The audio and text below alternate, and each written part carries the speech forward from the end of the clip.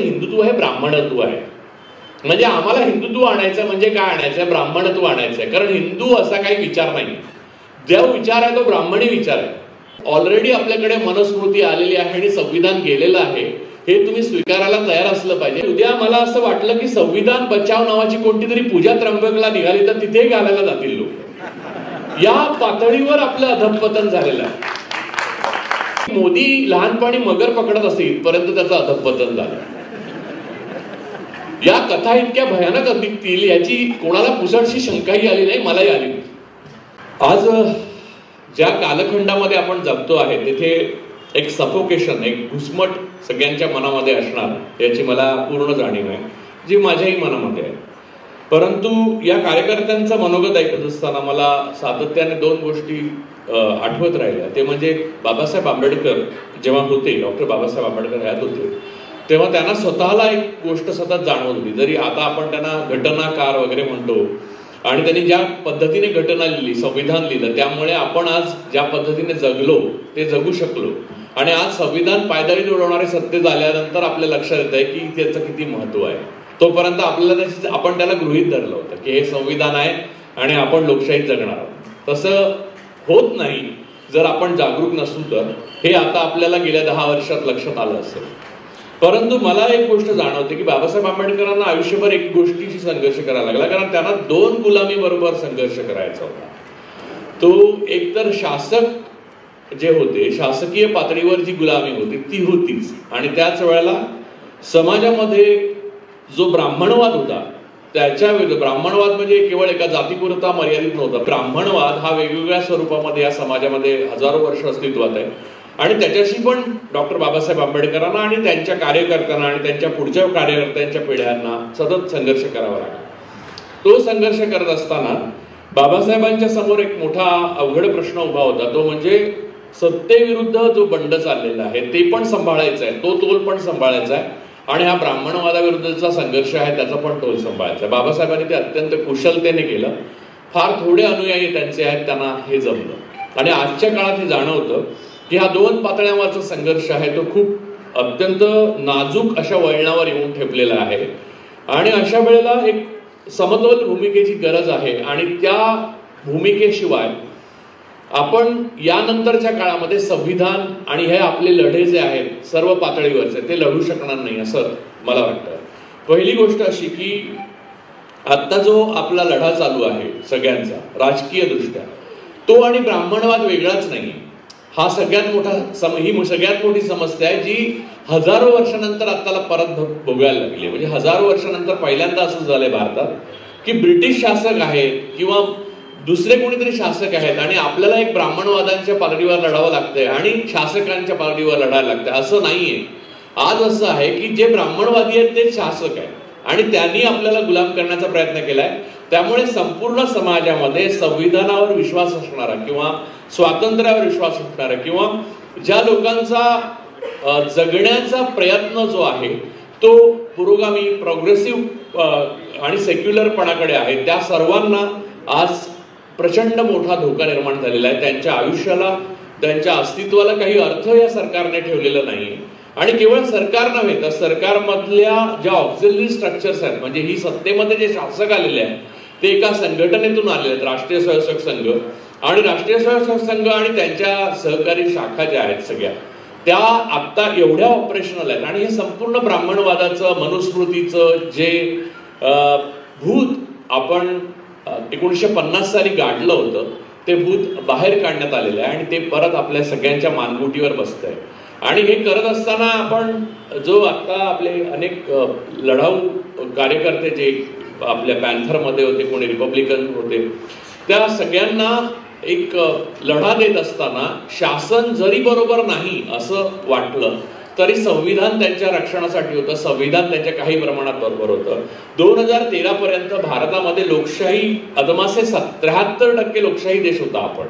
आज आपण केवळ 22% लोकशाही देश उरलेलो आहोत. या वळणावर आपण येऊन पोहोचलेलो असताना आपल्याला हे दोन्ही लढे एकाच वेळेला लढावे लागतात आणि ते एकाच वेळेला अनेक रूपं घेऊन आपल्या समोर येतात. ही एक भयानक बाब आहे.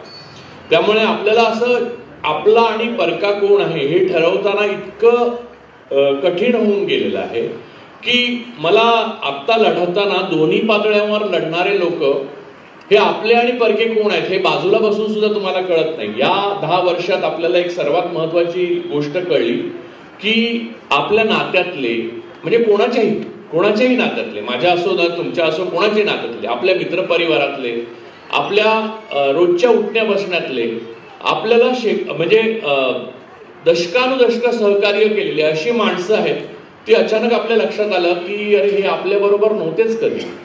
यांना फक्त सत्ता प्राप्तीची आवश्यकता होती आणि सत्ता अनुकूल असं वातावरण तयार झाल्यावर त्यांनी आपलं खरं रूप दाखवलं.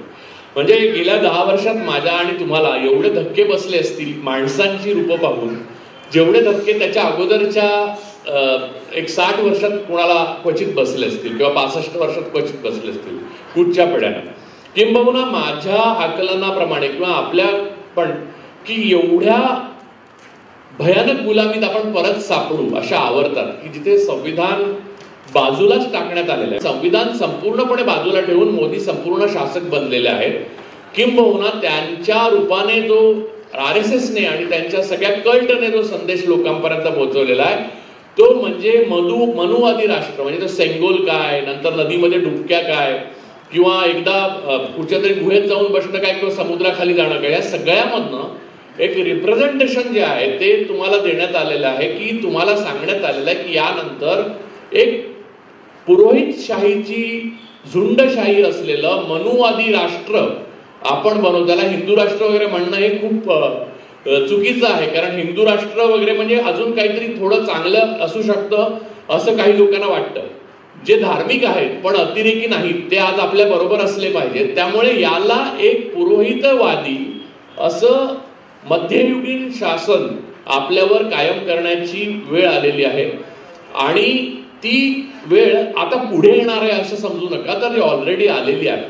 आता कोणतेही इन्स्टिट्यूशन्स डॉक्टर बाबासाहेब आंबेडकर आणि त्यांच्या सहकाऱ्यांनी मिळून किंवा स्वातंत्र्योत्तर काळात जे स्वातंत्र्य सैनिक आपले सत्तेत आले त्यांनी जे स्वप्न पाहिलं त्या अनुसरून कोणतंही राजकारण करत नाही आहेत असं आपल्याला दिसतं. त्यांचं कोणत्याही रूल ऑफ लॉ फॉलो होत नाही, कोणत्याही प्रकारचं कोड ऑफ कंडक्ट फॉलो होत नाही. म्हणजे आता इथे अनेकांची सन्मानपत्र वाचत असताना असं दिसलं की त्यांनी आंदोलनं केली, त्यांनी स्थानिक पातळीवर आंदोलनं केली, त्यांनी शासकीय मशिनरीशी लढा दिला. तुम्ही विचार करा की आजच्या एवढी असंवेदनशील किंवा संपूर्ण अशा प्रकारच्या लढ्यावर फुली मारलेली शासन संस्था असती तर त्या लढ्या कुठे गेलाच नसता.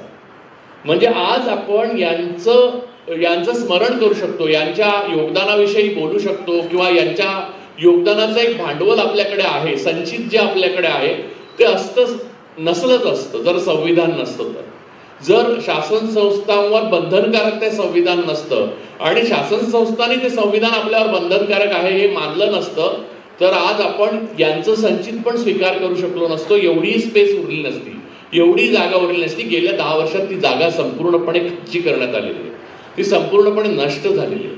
मला वेगळ्या प्रकारचं संविधान जाईल आणि मनुस्मृती येईल हे काय कळत नाही, कारण ऑलरेडी आपल्याकडे मनुस्मृती आलेली आहे आणि संविधान गेलेलं आहे हे तुम्ही स्वीकारायला तयार असलं पाहिजे हे असं मला वारंवार वाटतं.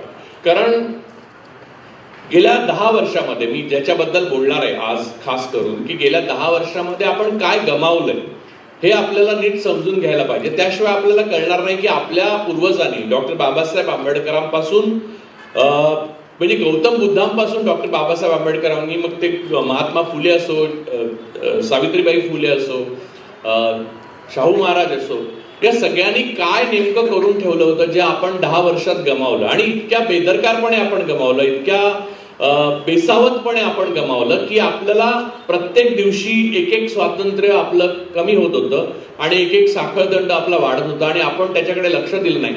पहिली गोष्ट म्हणजे आपल्याला कोणत्याही प्रकारच्या नवीन विचार करण्याची, नवीन थॉट, नवीन तत्वज्ञान म्हणजे पॅन्थरचं तत्वज्ञान जे उभं राहिलं त्याच्यामध्ये पॅन्थरची एक भाषा होती.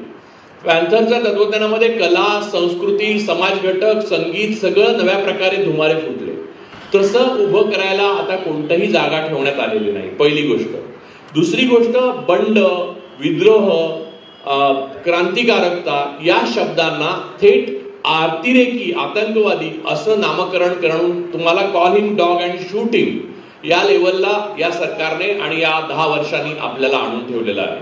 अनेक लोक मग ते त्यांना आंबेडकरी चळवळीतले सुद्धा मला अनेक माहिती आहे, ज्यांना नक्षलवादी, ज्यांना डावे पुरोगामी असं काहीही म्हणून call him dog and shoot him अशा रीतीने त्यांना तुरुंगात डांबण्यात आलेलं आहे. आणि डॉक्टर आंबेडकर किंवा छत्रपती शिवाजी महाराज किंवा शाहू यांना देवत्व बहाल करून प्रातस्मरणीय बनवलं, जेणेकरून त्यांच्या असण्याचा संदर्भ त्यांच्या समाजाशी राहून, कारण ते देवच होते. म्हणजे शिवाजी महाराजांच्या बाबतीत आपल्याला लहानपणापासून आपल्याला सगळ्यांना एक कथा मिथक खोटेपणा जो शिकवण्यात येतो आणि तो मनावर आपसूकपणे बिंबला जातो तो हा की महाराजांना भवानी मातेने तलवार दिली होती. असं काहीच झालं नव्हतं, अशी भवानी माताच नाही. हे का दिलेलं, पण हे का ही कथा का प्रस्तुत करण्यात आली? ही पुरोहितशाहीची लबाडी आहे. ती लबाडी कशासाठी आहे? कारण मग शिवाजी महाराजांवर कुणबी आपला हक्क सांगूच शकत नाही, इथला बहुजन समाज हक्क सांगू शकत नाही, इथला कुळवाडी हक्क सांगू शकत नाही, इथला पुरोहित विरोधी जो वर्ग आहे तो हक्क सांगू शकत नाही, कारण ते देव होते. त्यांना देवीने साक्षात तलवार दिली होती. त्यामुळे या प्रकारचं दैवतीकरण जे आहे ते बुद्धांचं पण करण्यात आलेलं आहे. बुद्ध हे विष्णूचे 9वे अवतारच झाले, तर आरतीमध्ये आहे आणि त्या आरत्या बहुजन म्हणतात असं मला सातत्याने आढळून आलं. म्हणजे उद्या मला असं वाटलं की संविधान बचाव नावाची कोणती तरी पूजा त्र्यंबकला निघाली तर तिथे घालायला जातील लोक. या पातळीवर आपलं अधःपतन झालेलं आहे. तर मुळामध्ये बुद्धांची मूर्ती कोणत्या हिंदूच्या देवाऱ्यामध्ये आढळते ज्याच्यामुळे ते 9वे अवतार आहेत? बरं, अवतार नावाची गोष्टच भंपक आहे, कारण त्यात माशांपासून ते डुकरांपर्यंत सगळेच अवतार येतात.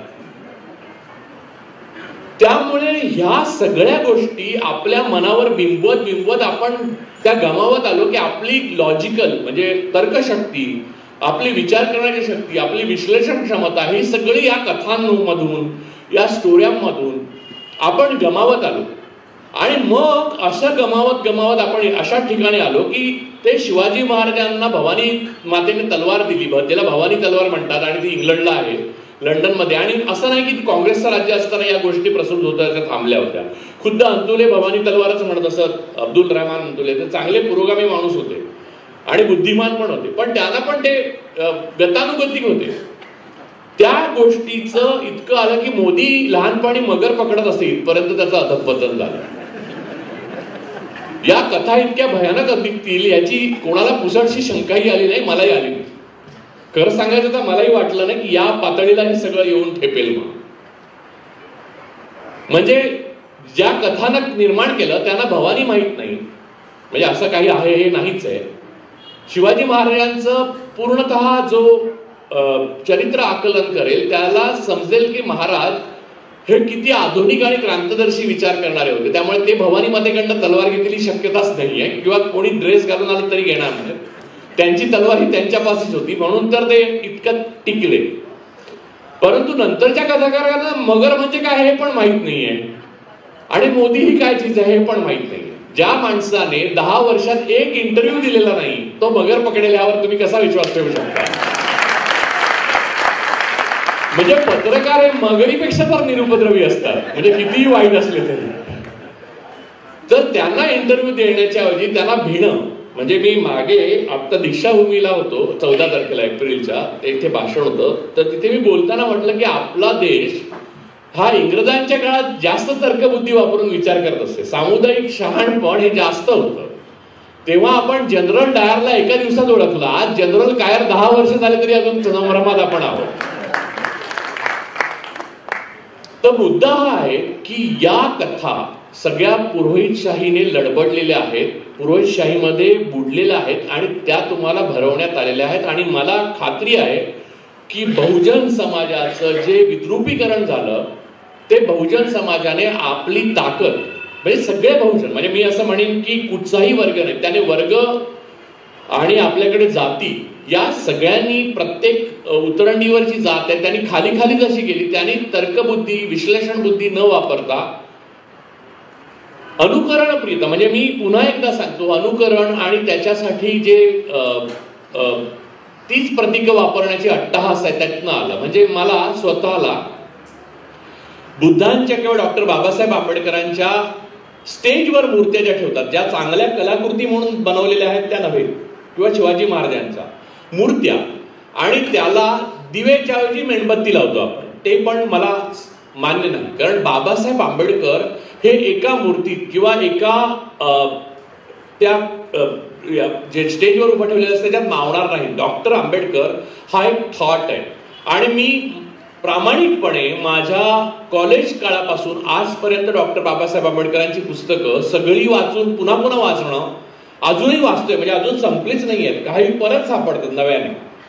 म्हणजे तरी सुद्धा ते समजणं आणि त्यांचं अनेक पदरी लोलक वास्तव समजणं हे खूप अवघड आहे. हे मला परत परत जाणवलेलं आहे. मला अनेक जणांनी विचारलं, अनेक वेळेला मुलाखतीत विचारलं, तुझं डॉक्टर बाबासाहेब आंबेडकरांवरचं एवढं प्रेम कुठून आलं? तर त्यांच्या बुद्धीतनं आलं. मी थक्क झालो त्याचं. म्हणजे मी जगामधली अशी काही माणसं आहेत ज्यांना वाचल्यावर मी थक्क झालो. त्यातले बाबासाहेब आंबेडकर हे आपले आहेत, अग्रणी आहेत, आणि ते मराठी पण आहेत. त्यामुळे तो भाव आपण, म्हणजे मला कित्येकदा उत्तरेतले माझे पुरोगामी मित्र आहेत जे बहुजन समाज पार्टीमध्ये एकेकाळी होते, काशीराममुळे प्रभावित झालेले होते, तर ते मला म्हणतात की महाराष्ट्र में बाबा साहब का इतना कुछ हुआ नहीं यार, हमारे इधर एक बाबा साहब होते तो क्या मजा आता. असं मला असंख्य वेळा असंख्य लोकांनी म्हटलेलं, भारतात पण आणि परदेशात पण. परंतु आपल्याकडे बाबासाहेबांचं मोठेपण स्वीकारण्याची तयारी समाजाची नाही. याचं कारण या पुरोहितशाहीच्या ज्या धांदल कथा आहेत त्या आपल्यावर मनावर इतका खोल पगडा आहे की त्यातून कोणीच बाहेर पडलेलं नाही. अगदी बाबासाहेबांचे अनुयायी पण बाहेर पडलेले, फार थोडे बाहेर पडले. त्यांनी लिहून ठेवलेलं आहे. राजा ढालेंसारखा माणूस आहे ज्यांनी लिहिलं. तर या प्रकारचे जे बाहेर पडणारे लोक आहेत तेवढे ते आयसोलेट झाले, मुख्य समाजधारेशी ते जुळले नाहीत. याचं कारण त्यांनी अशा कथा, अशा वेगळ्या प्रकारच्या परत पूजा, याची गरज जी आहे मानवाला लागणारी ती त्यांनी पुरी करू शकले नाहीत. ते कारण ते करणारच नव्हते. म्हणजे याबाबत आपलं जात वास्तव जे आहे, आपल्याकडे जाती व्यवस्था आहे. आता जे हिंदुत्व जसं म्हटलं जातं, तर वेदांमध्ये हिंदुत्व असा शब्दच नाही. सुरुवातीला तर वेदांमध्ये पूजाच नाहीये, वेदांमध्ये अवतार नाहीये. तर वेदांमध्ये जे नाहीये ते आपल्या माथी मारलं. वेद हे म्हणजे खरं सांगायचं तर हे पुस्तकं जी आहेत, वेद पुराण वगैरे, ज्यांना इथल्या स्थानिक लोकांची, म्हणजे हिंदू असं ज्याला म्हणतात, ते हिंदुत्व हे ब्राह्मणत्व आहे. म्हणजे आम्हाला हिंदुत्व आणायचं म्हणजे काय आणायचं? ब्राह्मणत्व आणायचंय. कारण हिंदू असा काही विचार नाही. जो विचार आहे तो ब्राह्मणी विचार आहे. आणि तो तुम्ही स्वीकारलात एकदा की तुम्हाला गुलामी येते. ब्राह्मणवादाला आणि ब्राह्मणांना, ब्राह्मण किती पुरोगामी असो, त्याला ब्राह्मणिझम नाकारणं हे खूप सोपं आहे. कारण त्याला काहीच करायचं नाहीये. कारण उरलेल्या मी जर मालक आहे, मी जर शोषक आहे, तर शोषितांची दुःखाबद्दल मला काही विचार न करणं किंवा मी ते सोडून दिलंय. म्हणजे मी असं म्हणण्यासारखं आहे की मी म्हणजे एक शोषक आहे, त्याने असं म्हणण्यासारखं आहे की शोषितांच्या बद्दलचे जे विचार आहे तो सगळा मी सोडून दिलेला आहे. ठीक आहे, तू सोडू शकतो, पण शोषित कसं सोडू शकतात? शोषकाला हे स्वातंत्र्य बहाल झालेलं आहे. आणि त्या शोषकाच्या स्वातंत्र्यामध्ये हजारो वर्ष आपण राहिल्यावर परत 10 वर्ष आपण त्याच्यात सापडलो, हे यासारखं दुर्दैव कुठच्या समाजाच्या वाट्याला जगामध्ये आलं नसेल. मला एक महत्वाची गोष्ट याबद्दल म्हणायची की याचे भारवाहक जे आहेत ते परत एकदा सरंजी आमदार आणि बहुजन समाजातलेच लोक आहेत. आणि हे सगळ्यात मोठं भारताचं दुर्दैव आहे, या समाजाचं दुर्दैव आहे, महाराष्ट्राचं तर आहेच आहे. महाराष्ट्राच्या बद्दल बोलायचं झालं तर संयुक्त महाराष्ट्र झाल्यावर बाळ ठाकरेंनी ज्या पद्धतीने शिवसेना पुढे नेली आणि नंतर त्यांनी भाजपचं जे काय इथे कुरण माजवायला आणि त्यांची मैदान मोकळं करायला मदत केली, तो हजारो वर्षाच्या क्रांतिकारकांचा, हजारो वर्षाच्या क्रांतिकार्याचा अपमान होता. त्यांनी नाश घडवून आणला. सगळे बहुजन भाजपच्या दावणीला बांधून ठेवले. त्यांनी भाजपच्या, म्हणजे भाजप ही पार्टी नाही आहे, भाजप म्हणजे राष्ट्रीय स्वयंसेवक संघ, राष्ट्रीय स्वयंसेवक संघ म्हणजे ब्राह्मणवाद, आणि ब्राह्मणवाद म्हणजे मूलतः मनुस्मृती, बाकी वेद पुराण वगैरे आलेलेच आहे. यजुर्वेदात तर या धर्माला ब्राह्मण धर्म असंच म्हटलेलं आहे. त्यामुळे ज्यांनी वाचलेलं आहे त्याला तर ठीकच आहे, पण वाचलेलं नाही. आणि मला हे पहिल्यांदा वेद वाचून कळलं नाही, पहिले डॉक्टर बाबासाहेब आंबेडकर वाचल्यावर मला हे कळलं. मला हिंदू धर्माचं सखोल ज्ञान हे डॉक्टर बाबासाहेब आंबेडकरांच्या पर्स्पेक्टिव्ह मधनं पहिल्यांदा झालं. आणि छत्रपती त्यानंतर मी मागे गेलो आणि पाहिलं की छत्रपती शिवाजी महाराज, राजर्षी शाहू महाराज, महात्मा ज्योतिराव फुले यातले कोणीही हिंदू धर्मासाठी नाही लढलेले. आणि कुठच्या हिंदू धर्मासाठी बहुजन लढतोय आज मला कळत नाहीये. कुठचा हिंदू धर्म धोक्यात आलेला आहे? सगळे जे नोटबंदी नंतर बुडाले, जीएसटी मुळे बुडत आहेत, कोविडच्या लॉकडाऊन मध्ये मेले, नंतर शेतकरी मेले, जवान मेले, आज बलात्कार झालेल्या बायका आहेत 3000, तिकडे दुसरीकडे पैलवानाने बंड केलं, ते सगळे हिंदू आहेत. कोणत्या मुसलमानांनी काय त्रास दिला? बिचारे बादशाह इथे बसले आहेत, त्यांचा आपण सन्मान केला आणि आपल्याला आनंद वाटतो की आपल्या बरोबर एक मुस्लिम माणूस. मी आता या अपराधबोधाकडे गेले आपलं सगळं वर्तन. म्हणजे ज्या लोकांना असं वाटलं की आपल्या बरोबर एक मुस्लिम कोण आहे, तर आपल्या बरोबर मुस्लिम आहे तर त्यांचा हक्क आहे. आपल्या एवढ्याच ते वाटेकरी आहे त्या देशामध्ये. या देशामध्ये रक्त आणि घाम आपल्या एवढाच घातलाय त्याने, किंबहुना त्यांची संख्या कमी असताना त्यांनी जास्त घातलाय. म्हणजे परवा जेव्हा पंतप्रधान घुसपैठे म्हणाले मुस्लिमांना अख्ख्या भारतातल्या, तेव्हा माझ्या एकदम लक्षात आलं की यार साहिद लुधियानवी, मोहम्मद रफी आणि बिस्मिल्ला खान सगळे घुसपैठी येणार आहेत. काय अधमता आहे ही? या धर्माचीच अधमता आहे, या ब्राह्मण धर्माची हीच अधमता आहे. आणि तो बहुजनाने स्वीकारला हे अधिक वाईट झालं. तो नाकारण्याची परंपरा फुले शाहू आंबेडकरांनी महाराष्ट्रात केली होती, ती बाळासाहेब ठाकरेंनी नष्ट केली. त्यांचे वडील प्रबोधनकार ठाकरे यांनी लिहून ठेवलंय सगळं. म्हणजे त्यांनी काय केलंय नाही, अगोदरच्यांनी काय केलंय. बुद्ध मूर्त्या आणि बुद्धांची विहार तोडून सगळी मंदिरं उभी राहिलेली आहेत. खरं तर सणसणीत अशी, कठोर अशी, जोरदार अशी, पोलादी अशी चळवळ उभी असती तर राम मंदिराच्या खाली बुद्धकालीनच अवशेष सापडले असते. पण चळवळ नसल्यामुळे खोटेपणाने ते राम मंदिर उभं करण्यात आलेलं आहे. त्यातले राम हे सुद्धा एकटे उभे राहिले. म्हणजे अगदी त्या धर्मशास्त्रांचा आधार घेतला तर रामाच्या अवतारामध्ये राम हे मर्यादा पुरुषोत्तम आहे. त्यांच्याबरोबर सीता असायला पाहिजे, लक्ष्मण असायला पाहिजे, हनुमान असायला पाहिजे. हे एकटे राम आहेत, ते शाखेत जाणारे असणार. त्यामुळे एकटे राम हे सोयीचे राम आहे. संघाला जे सोयीचं आहे ते तसं बनवतात. बाबासाहेब प्रातस्मरणीय, शिवाजी महाराजांना भवानी तलवार, मग सावरकर म्हणणार तो काकतालीय योग होता. म्हणजे काय? म्हणजे तुमच्या जात वास्तवाला नाकारणे. बाबासाहेब ज्या अतिदुर्बल आणि दलित समाजातनं उभे राहिले, त्या दलित समाजाचा या राष्ट्राच्या घडवणुकीत सर्वात जास्त योगदान आहे. जे मुस्लिम नेते आपल्या, मी आता नावं घेतली, कलावंत असतील कोणते, त्यांचं आपल्या राष्ट्राचे योगदान आहे हे मान्यच करायचं नाही. मग म्हणायचं की मुसलमान जो राष्ट्रवादी आहे तो आमचा. कोण देणार सर्टिफिकेट? आहे कोण देणार सर्टिफिकेट? जो राष्ट्रवादी आहे तो हिंदू आमचा. तो कुरुलकर तुरुंगात बसलाय, तो DRDOचा डायरेक्टर होता, तो संघात ट्रम्पेट वाजवत होता 13 वर्ष. त्याला कोणी देशभक्तीचं सर्टिफिकेट दिलं? मग तो तर ब्राह्मण होता, हिंदू होता. कसला हिंदू खतरे में? म्हणजे त्याच्यामुळे देश खतरे में आलेला. तो पाकिस्तानला आपली सिक्रेट्स पोहोचवत होता. 100 नावं सांगितली. सापडलेले सगळे हिंदू आहेत, मुसलमान एकही नाही. असेल तर आता परवा तो प्रज्वल रेवण्णा 3000 बायकांवर बलात्कार केला. पंतप्रधान एक शब्द बोलत नाहीत त्याच्याबद्दल. मणिपूरमध्ये एवढ्या स्त्रियांवर बलात्कार झाले, पंतप्रधान एक शब्द बोलत नाही. आणि TV भारतवर्ष मुलाखतीत सांगतात की मला बायकांवरचा अत्याचार पाहिजे की रडू येत. मगरीला पकडलं त्याने अशा रीतीने की मगरीचे अश्रू पकडले त्याने. मुद्दा हा आहे की मोदी कोणी नाही आहे, जनता आहे. जनता भैसाटलेली असली आणि जनतेची बुद्धी भ्रष्ट झाली की अशा प्रकारचे नेते त्यांना प्राप्त होतात. ते आज आपल्याला प्राप्त झालेले आहे. डॉक्टर आंबेडकरांच्या बद्दल, त्यांच्या चळवळीबद्दल मला जो व्यक्तिगत आत्मीयता आणि कळवळ वाटते, त्याचं सगळ्यात मुख्य कारण असं की त्यांनी पुरोहितशाहीला पूर्णपणे उघडं केलं. त्यांच्या रिडल्स मध्ये त्यांनी, बाबासाहेबांनी इतकं मोकळेपणाने लिहिलंय. माझं तर रिडल्स वाचल्यावर माझ्या लक्षात आलं की आपण वाल्मिकी रामायण जरा एकदा वाचलं पाहिजे. रिडल्स राम वाचल्या. वाल्मिकी रामायण वाचल्यावर माझ्या असं लक्षात आलं की ते आज जाहीरपणे नाशकाच्या चौकात वाचून दाखवण्याची स्पर्धा घ्या. मी तुम्हाला पानं काढून देतो, ती वाचली की आपला भ्रमच नष्ट होईल. म्हणजे कुरुंदकर एकदा म्हणाले होते, आपल्याला आपल्या धर्मग्रंथांबद्दल आदर वाटतो कारण आपण ते वाचलेले नसतात. बहुसंख्य ब्राह्मणांनी धर्मग्रंथ न वाचल्यामुळे त्यांना प्रचंड आदर वाटतो आणि तो बहुजनांनाही वाटायला लावतात ते.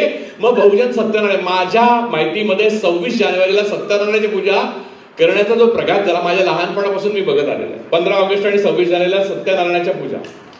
एक तर सत्यनारायण नावाची काही गोष्टच नाही कुठेच. बरं, त्याच्या पूजा कुठे आल्या? बरं, ह्या मालिकांमध्ये रोज नवीन देवी प्रयत्न करतात येण्याचा समाजामध्ये.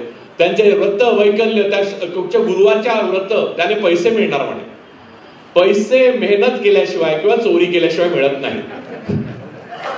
या दोनच मार्गाने पैसे मिळू शकतात. एका मार्गाने तुम्ही सगळे मिळवता, दुसऱ्या मार्गाने अडाणी मिळवता. म्हणजे मगाशी ते बोलता बोलता अडाणी असं नाव म्हणाले तर मला वाटलं अडाणी जनताना म्हणतात ते अडाणी बद्दल काहीतरी बोलतात. एवढा अडाणी मनावर बिंबलेला आहे.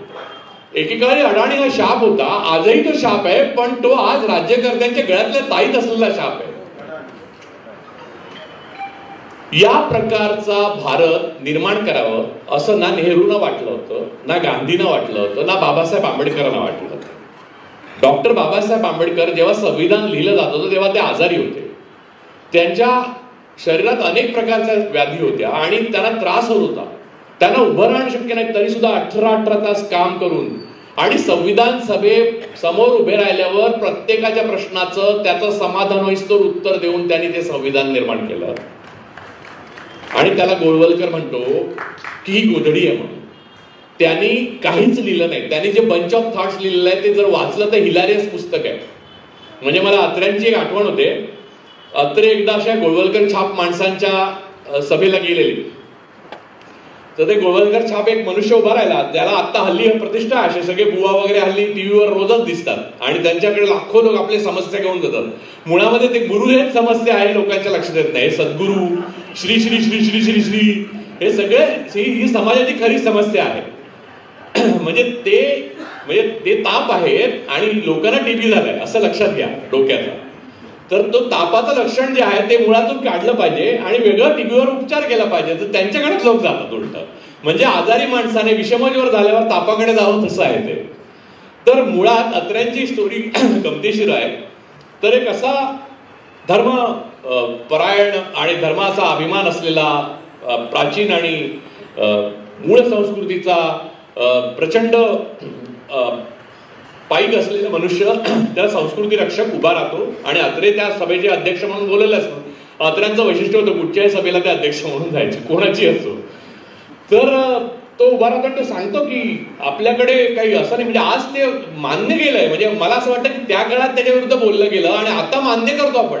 म्हणजे शेंडी आणि जावळ असताना ती खूप अगोदरची संकल्पना आहे. त्याने असं बोलतो होतो की शेंडी आणि अत्र्यांच्या आत्मचरित्रात ते आहे हा म्हणजे हा प्रसंग आहे. शेंडी आणि जावळ आहे ती अँटिना या आणि उपग्रहाचं जे रिसेप्शन आहे त्याचं प्रतीक आहे. तसं ते बुद्धीमध्ये वरचं सगळा करंट घेतला जातो. तर हे सगळं ऐकतात लोक तिथे चकित होतात की तेव्हा त्याला प्रतिष्ठा नव्हती. नेहरू युगात याला प्रतिष्ठा नव्हती. हे भंपकपणा कथा लोकांना साधारण माहित होतं. आता लोक त्याला निघाल्यावर त्याच्या पाया पडत घरपर्यंत जातील, ती गोष्ट वेगळी. तर ते झाल्यावर अध्यक्षांचं म्हणजे आता श्यामदादा माझ्या नंतर भाषण करणार तेव्हा जसं माझं करणार तसंच ते अध्यक्षांचं भाषण होतं. अत्रे उभे राहतात. अत्रे म्हणतात की आता जे काय बोलले संस्कृती रक्षणाबद्दल त्याच्याबद्दल दुमत असू शकतं, पण ते शेंडी जावळाचं जे बोलले त्याच्यावर माझा 100% विश्वास आहे. तो सगळे अवाक की अत्र्यांना पण विश्वास, मग कसं काय म्हणजे. तर अत्रे म्हणले की लहानपणी मला शेंडी आणि जावळ होतं आणि त्यात करंट असतो हे मी स्वतः अनुभवलेलं आहे. कारण मी एक दिवशी स्वतः गेलो न्हाव्याकडे आणि ते काढून आलो तर माझ्या वडिलांना धक्का बसला होता आणि त्याने मला एवढं बनवलं की त्यामुळे मला धक्का बसला. त्यामुळे त्याची सामर्थ्य अपरंपार होणार. तर एवढा गचाळ असा समाज आपल्या पुढे होईल असं 60च्या दशकापर्यंत लोकांना वाटत नव्हतं. आणि या प्रकारचा गतानुगतिक आणि दिसेल त्या दगडासमोर हात जोडणारा एक समाज आपण निर्माण केला. आपण लोकसंख्येने वाढत चाललोय. मध्ये त्या महुआ मैत्र होत्या म्हणजे आहेत त्या एग्ज म्हणाल्या तर तुमच्या उत्साहाचं रहस्य काय, तर एग्ज म्हणाल्या तर सेक्स असं कोणीतरी ऐकलं, त्याच्यावरनं भारतीय जनता पक्षाने कॅम्पेन चालवलं की त्या सेक्स म्हणाल्या. अरे काय चुकलं, 144 कोटी देश आहे, तिथे सेक्स हा शब्द जर कोणी बोलला तर तुम्हाला वाईट वाटतं, तर तुम्ही हिपोक्राट आहात, ढोंगी आहात. म्हणजे हे काही दिवसांनी लहान मुलांना शिकवलं जाईल शाळेमध्ये की तुम्ही आकाशातनं पडला, ब्रह्माच्या तोंडातनं ब्राह्मण आला आणि पायातनं दलित आला, असं शिकवलंच जाईल. आणि एव्होल्युशनची थिअरी काढून टाकली एनसीईआरटीच्या पुस्तकातनं. म्हणजे विनोदाचा काहीच भाग नाही, पुढे तुम्हाला गांभीर्य सांगतो मी तुम्हाला आत्ताच. एनसीईआरटीच्या पुस्तकातनं थिअरी ऑफ एव्होल्युशन जी आहे चार्ल्स डार्विनची, ती काढून टाकली. म्हणजे पुढचं जेनेटिक इंजिनिअरिंग वगैरे पुढचं तुम्हाला कळायलाच मार्ग नाही मुलांना. मग मुलं म्हणणार की, म्हणजे आत्ताच सांगतो, आत्ता फेसबुकवर ते आमच्या पहिल्या परवा अश्विनी म्हणून एक मैत्रीण आहे, त्या फार चांगल्या समतेचा विचार करणाऱ्या व्यक्ती आहेत, धनगर समाजातून आलेल्या आहेत. आणि त्यांनी एक गोष्ट टाकलेली, कुठच्या समाजातून आल्या महत्वाचं नाही, पण इथे मी उल्लेख करण्याचं महत्व असं की ते भले जे इथले पुरोहितशाह ब्राह्मण वर्गातले लोक आपल्या म्हणजे या वैचारिक वेडाचाराच्या नादी लागले, तेव्हा त्यांनी लिहिलेली एक पोस्ट लिहिलेली. त्यांची मुलगी पटकन म्हणाली, ते हिंदीत काहीतरी कोणतरी बोललं, तर ही मुस्लिम भाषा, मुसलमानी भाषा बरोबर नाही म्हणली. त्यांना धक्का बसला. त्यांनी पोस्ट फेसबुकवर आहे, अश्विनी कोल्हेकरांची, तुम्ही टाकून बघा. तर ते नवरा बायकोला दोघांनाही धक्का बसला की त्या सिने जर्नलिस्ट आहेत, तर त्यांना धक्का बसला. त्यामुळे आपल्या घरात असं कधीच बोललं नाही. शाळेमध्ये शिकवलं, शाळेमध्ये गुरुजी बाई वगैरे सांगितलं की हे मुसलमान लोक. मग अशाच रीतीने जातीविषयी पण आता व्यवस्थित घेट्टो तयार होणार. आणि हे जे आहे ते देश म्हणून आपण एक संध होण्याकडे चाललेलं आहे, त्याला कायमची खीळ बसण्याकडे जाणार. आणि यात घरभेदी सर्वांच्या मध्ये आहे. म्हणजे कुठची एक जात, कुठचाही एक धर्म अपवाद नाही. मुस्लिमांमध्ये पण आरिफ मोहम्मद खान आहे. त्यामुळे या प्रकारचं अधोगती झालेलं जीवन जगताना ज्या प्रकारची घुसमट होते, त्या घुसमटीतून मला वाटतं की तुम्ही सगळे जात असाल, मी तर जातोच. परंतु तुमच्या सगळ्यांसमोर एक वेगळा प्रश्न पण उभा आहे, जो बाबासाहेब आंबेडकरांच्या समोर उभा होता, की आपली चळवळ जी आहे ती एका उद्दिष्टाने लढा देते आहे. तो एक उद्दिष्ट स्वातंत्र्याचं आहे वेगळ्या प्रकारचं, आणि ते कधी प्राप्त होईल आपल्याला माहित नाही. तिथे क्रांती होत असतानाच प्रतिक्रांती आपल्या वाट्याला आली, आणि त्याच वेळेला शासकीय पातळीवर परत एकदा गुलामी आलेली. आणि या वेळेला असं झालेलं आहे की तो शासकीय पातळीवरची गुलामी आणि ही ब्राह्मणी गुलामी दोन्ही एकच आहे. त्यामुळे ती पोलादी आहे. जसं पुष्यमित्र शुंगाच्या काळात होतं तसं ते आता व्हायला लागलं. म्हणजे बौद्धांची सगळ्या अस्तित्व खोडून टाकण्यात आलं, तसं हळूहळू सगळं गायब व्हायला लागलं. मला आठवतं की मोदी सत्तेवर आले नव्हते, काँग्रेसात सत्तेवर होती, तेव्हा बाळ ठाकरेंनी 6 लाखांचा वगैरे मोर्चा काढलेला बाबासाहेबांचं रिडल्स पुस्तकाविरुद्ध, बरोबर.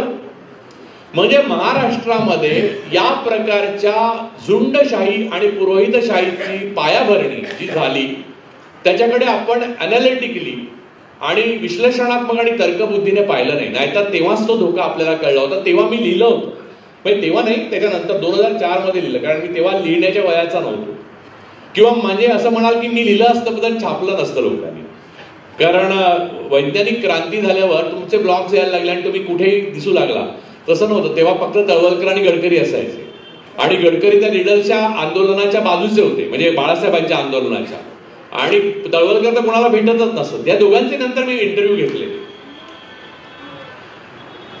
पण मुद्दा हा आहे की या सगळ्या धोक्याची जाणीव आपल्या मुलांना, त्यांच्या मुलांना असणं आवश्यक आहे. यातले आपले आणि परके हे जाती व्यवस्थेवर किंवा कुठच्या धर्माच्या आधारावर पण उरलेले नाहीत, हे पण गंभीर आहे. त्यामुळे आपल्याला एकदम पटकन असं पकडता येत नाही.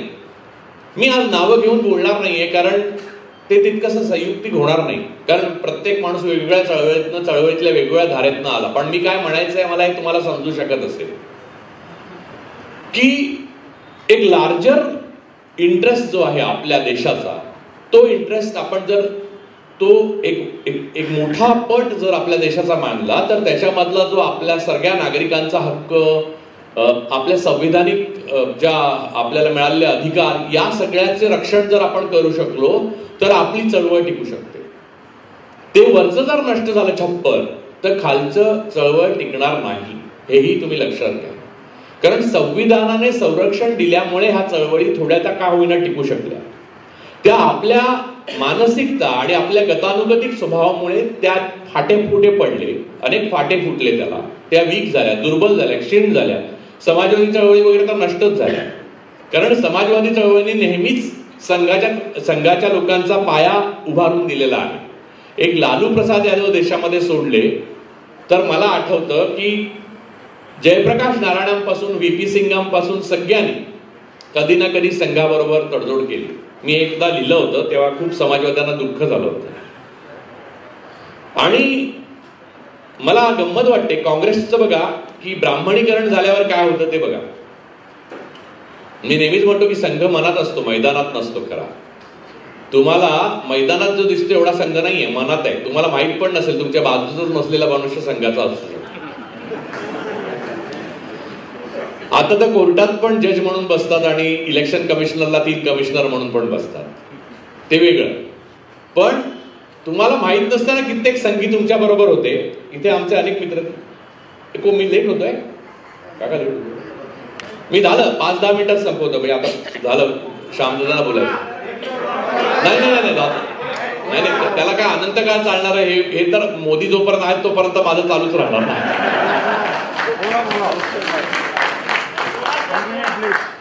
तर मुद्दा हा आहे की या प्रकारचं आपल्याला आपापसात अविश्वासाचं वातावरण, पुन्हा आपल्यातल्या फाटाफुटी तोडणारं राजकारण आणि आपले शासक आणि ब्राह्मण वर्ग एकच आहेत ही भावना, या सगळ्या असुरक्षिततेतून आपल्याला ज्या घुसमटीला सामोरं जावं लागतंय त्यावर उपाय डॉक्टर बाबासाहेब आंबेडकरांचं तत्वज्ञान हेच आहे, बुद्धांचं तत्वज्ञान हेच आहे.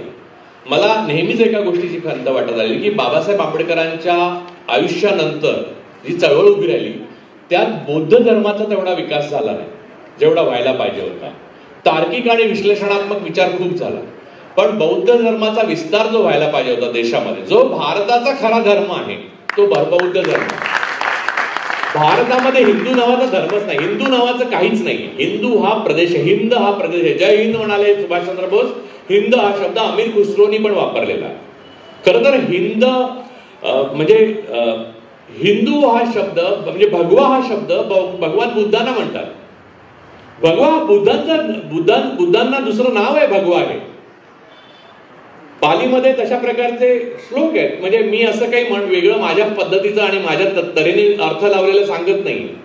त्यामुळे हे सगळं बुद्धांचं आहे जे आपण गमावलेलं आहे ते, आणि हे बाबासाहेबांनी बरोबर ओळखलं.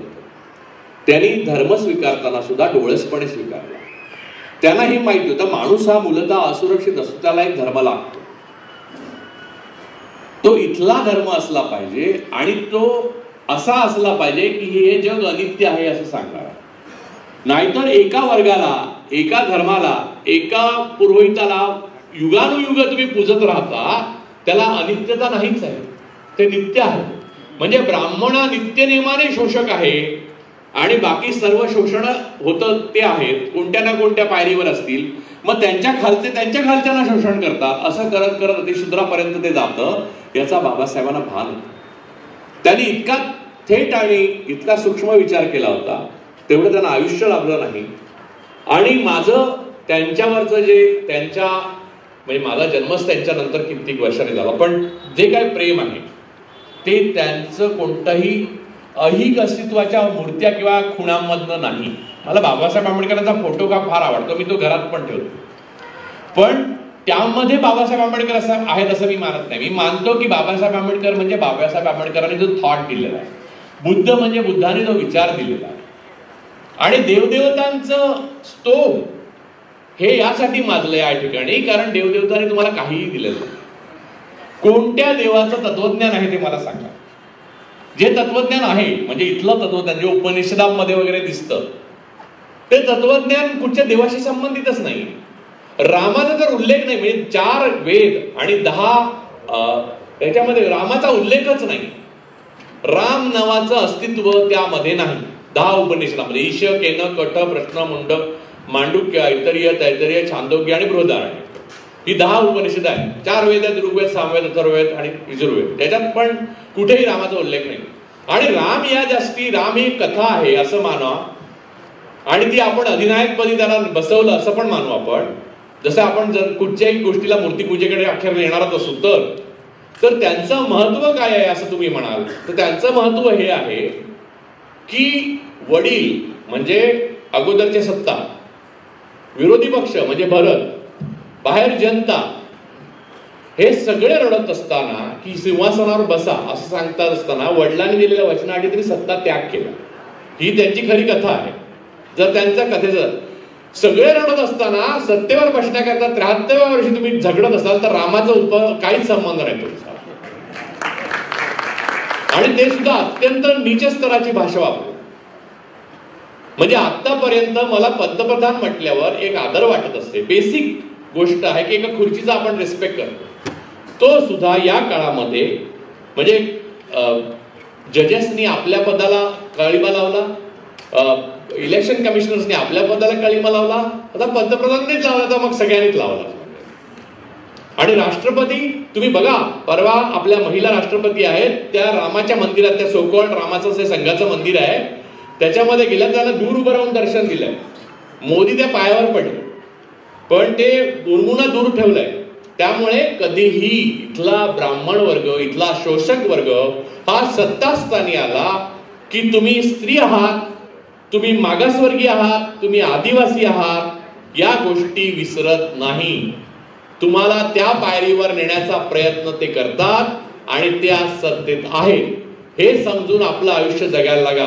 प्रत्येक आयुष्याचा आत्ताचा प्रत्येक दिवस हा मला वजन वाटतो, घुसमटणारा वाटतो, घुसमटवणारा वाटतो, सफोकेटिंग वाटतो. त्याच्यावर मात करावी असं वाटतं आणि त्याच्याशी लढा द्यावा असं वाटतं. तुम्ही पण तो द्यावा. हीच बाबासाहेब आंबेडकरांची शिकवण आहे. आणि या सगळ्या माणसांच्या आयुष्याचा सार असेल तर लढा द्या हीच आहे आणि भिवू नका हीच आहे. त्यामुळे ते सगळं करा. त्यासाठीच आपला जन्म हा एक ऍक्सिडेंट आहे, आपला मृत्यू पण ऍक्सिडेंट आहे. त्याच्यामधलं जे आयुष्य आहे त्याचं जे पर्पज आहे, त्याचं ध्येय आहे किंवा उद्देश आहे ते आपण शोधायचं असतं. ते कोण देव देत नाही. तर ते शोधण्याकरता सगळ्यात आवश्यक गोष्ट स्वातंत्र्य आहे आणि ते तुम्ही गमावलेलं आहे ते परत मिळवा.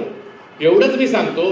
ते संविधानाच्या माध्यमातूनच मिळेल आणि डॉक्टर बाबासाहेब आंबेडकरांच्या विचाराच्या माध्यमातून मिळेल. जय भीम, जय हिंद. ताज़ा ब्रेकिंग खबरें और विविध विचारकों के विचार सुनने के लिए अभी Karjat live YouTube channel subscribe करें.